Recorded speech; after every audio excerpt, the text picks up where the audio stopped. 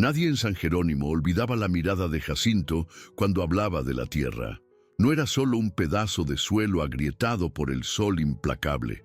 Era parte de él, de su historia, de la sangre de sus antepasados. La modesta hacienda que heredó de su abuelo era todo lo que tenía, y él la defendía con la terquedad de quien ama lo que muchos ya habrían abandonado. A los 50 años, con las manos callosas y los ojos marcados por noches mal dormidas, Jacinto aún se despertaba antes del sol y regresaba a la choza solo cuando el último rayo desaparecía.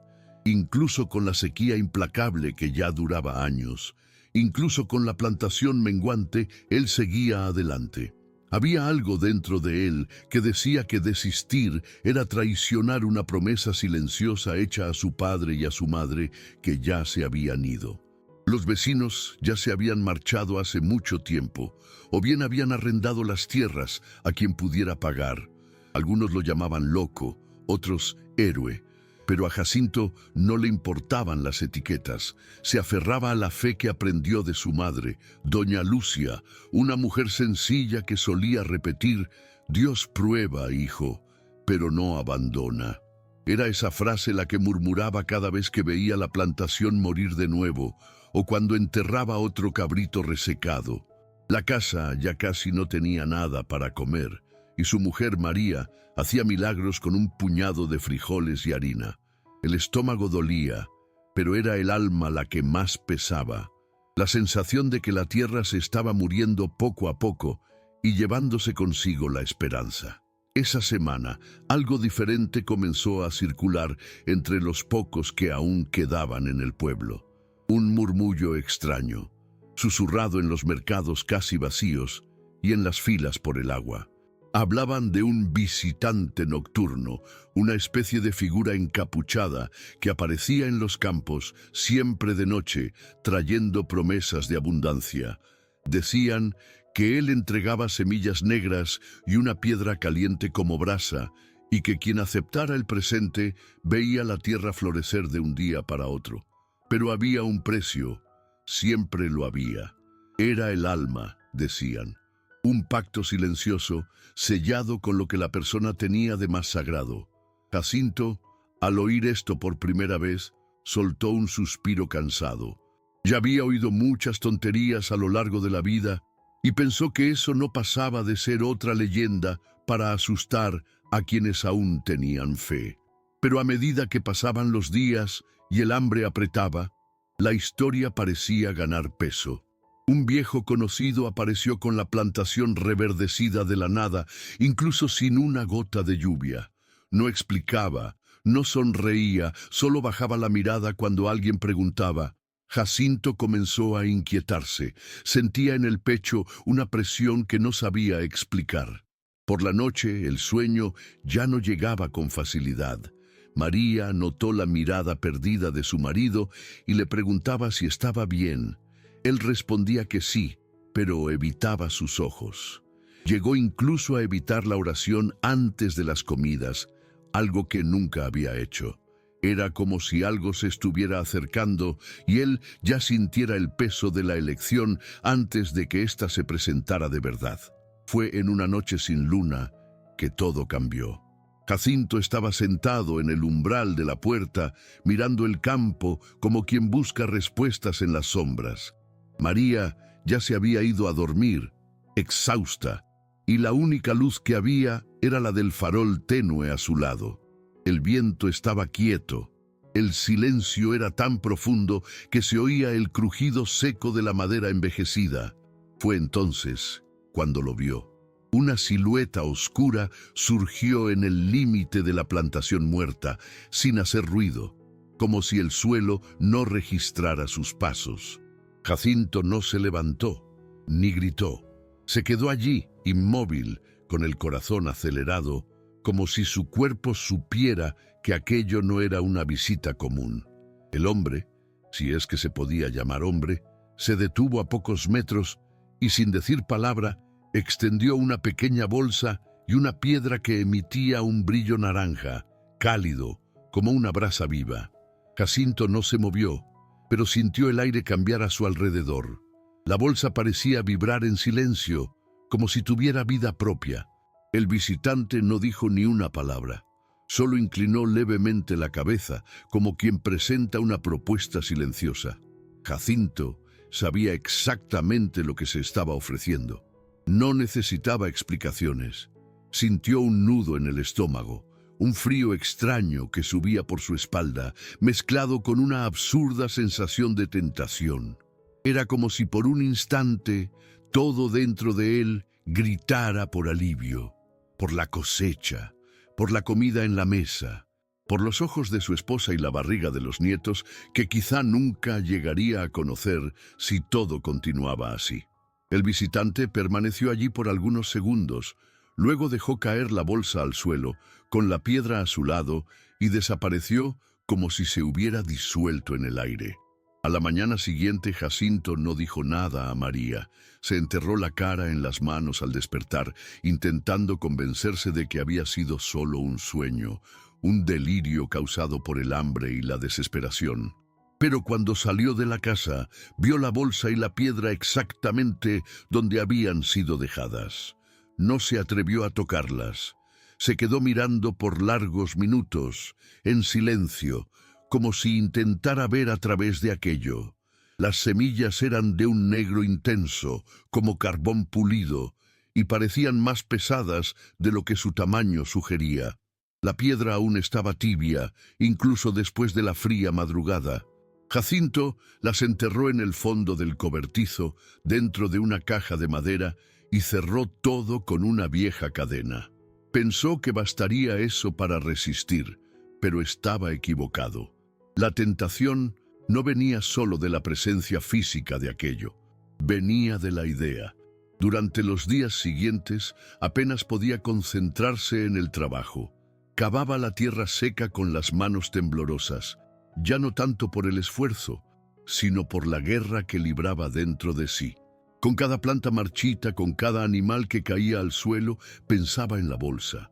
Comenzó a irritarse con María, sin motivo. Pasaba más tiempo solo, evitaba conversar, hasta evitaba mirar al cielo.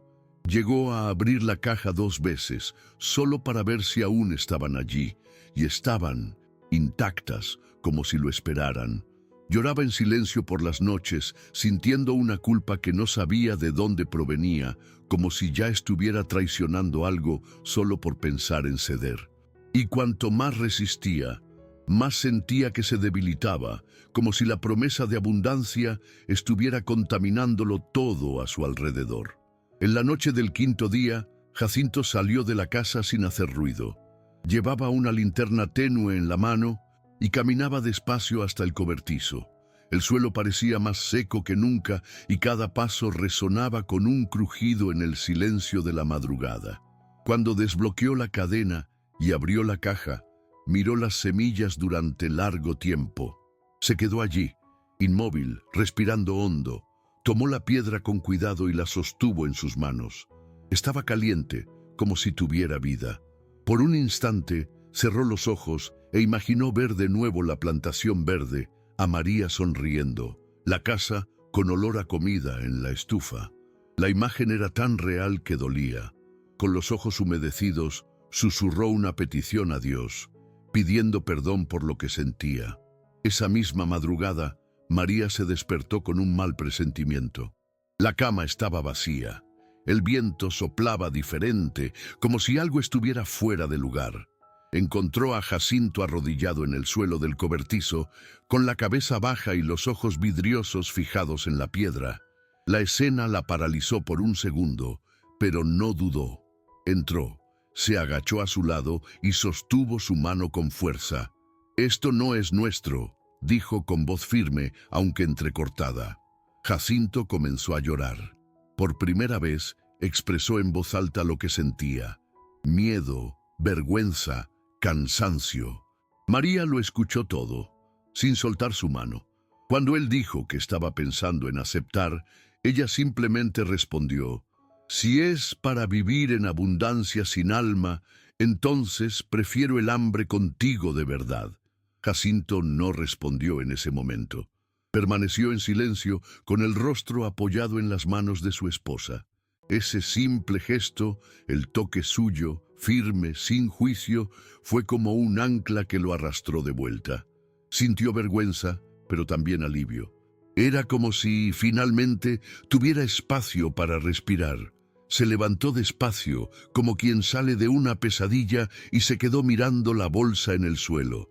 Ya no le parecía tan atractiva como antes. Solo parecía una trampa y él sintió ira por haberse acercado tanto. María seguía a su lado, callada, pero presente. Fue entonces cuando tomó una decisión de la que no estaba seguro de poder mantenerse: destruir aquello con sus propias manos, no por orgullo, sino por fe, por dignidad, por la promesa que una vez hizo, aunque sin palabras, de nunca dejar que la desesperación arrebatara lo que tenía de más puro. Salieron juntos del cobertizo. Él llevaba la bolsa con las semillas y la piedra, como si cargara el propio peso de la tentación. En medio del campo, casi amaneciendo, Jacinto apiló unos palitos secos, esparció las semillas en medio y colocó la piedra encima. María trajo una lámpara de aceite y lo ayudó a encender el fuego. Las llamas se elevaron rápidamente, como si el mismo cielo quisiera consumir aquello de una vez. Y fue entonces cuando Jacinto vio, por un breve instante, al borde de la plantación, la misma silueta oscura de aquella primera noche. No se movía, no se acercaba, solo observaba. Jacinto no retrocedió. Miró fijamente en dirección a la figura y se quedó allí, hasta que las llamas se convirtieron en cenizas. Cuando apartó la vista y miró de nuevo, la sombra ya no estaba. Era como si se hubiera ido con el fuego, derrotada, silenciosa, vencida por la elección. Después de aquella noche, el ambiente en la casa de Jacinto cambió. No es que la comida hubiera regresado, ni que la cosecha se hubiera recuperado mágicamente. Nada de eso. La tierra seguía siendo seca, los animales seguían flacos y el calor continuaba implacable. Pero había algo distinto en el aire, un tipo de paz que hacía tiempo no se sentía. Jacinto volvió a orar antes de las comidas, incluso cuando en la mesa había solo un pedazo de pan duro. María, por su parte, parecía más ligera. Hablaba más, sonreía de vez en cuando e incluso tarareaba suavemente mientras lavaba las pocas ollas. Sabían que aún estaban en el desierto, pero sentían que algo se había roto, como si hubieran sobrevivido a una prueba que no se ve a simple vista. Jacinto no comentó más sobre lo que vio aquella madrugada, pero cada vez que pasaba cerca del cobertizo, hacía la señal de la cruz.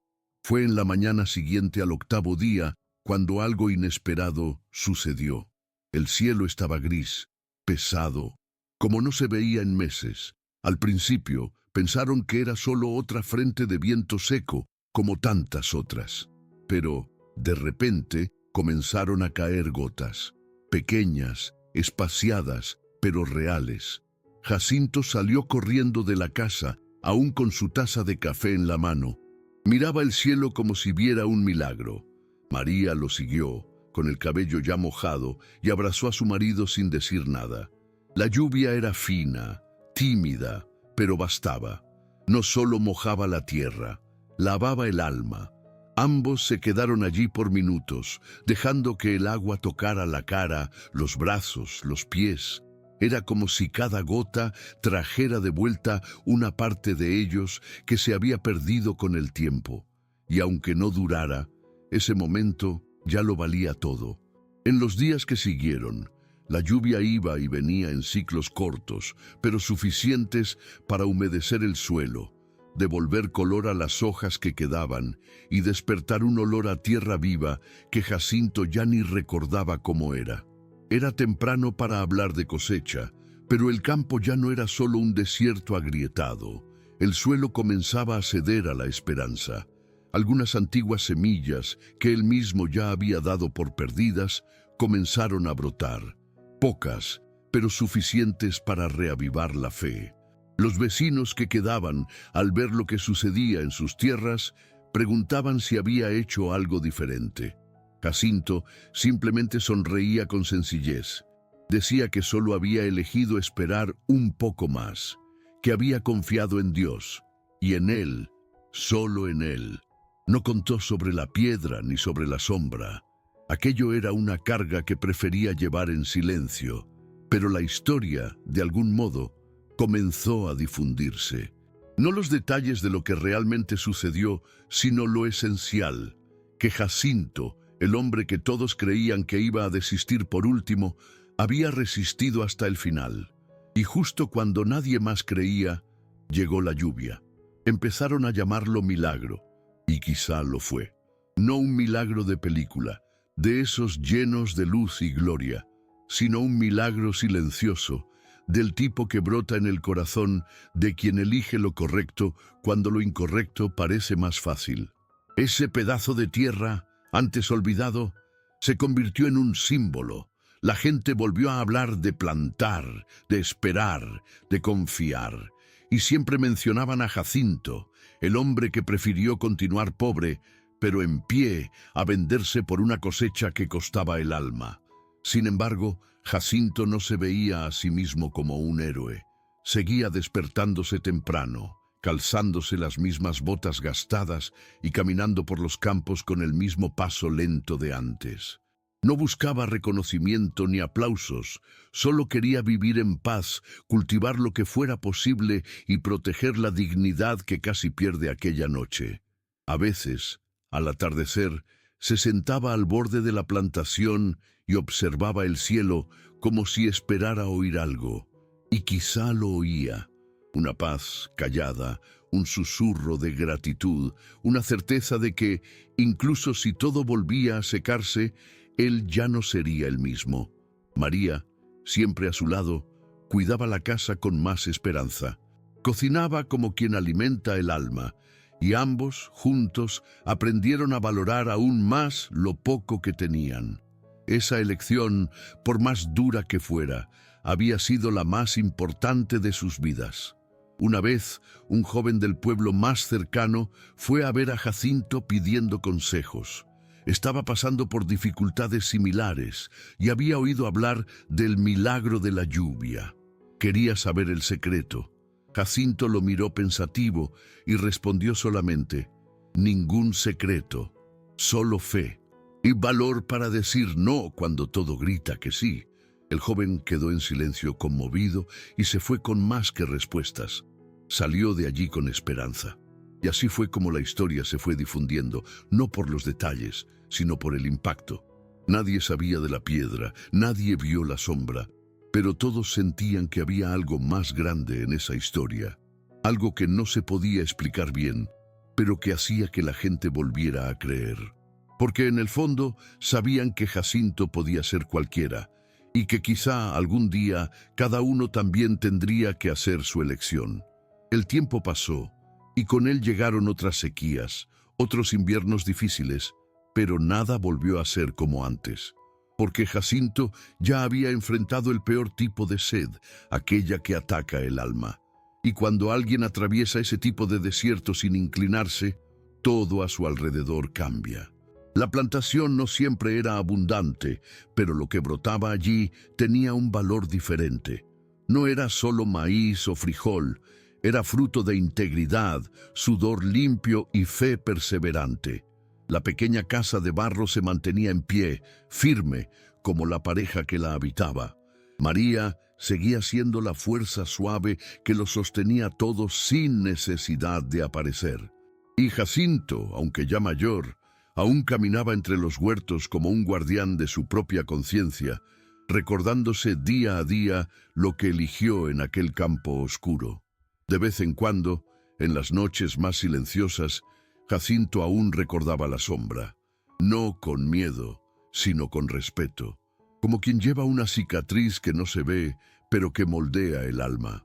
Nunca volvió a ver aquella figura, ni encontró algo parecido a aquellas semillas negras o a esa piedra. Pero sabía, en el fondo, que aquella presencia aún rondaba por ahí, buscando otros corazones vulnerables, otras historias en crisis.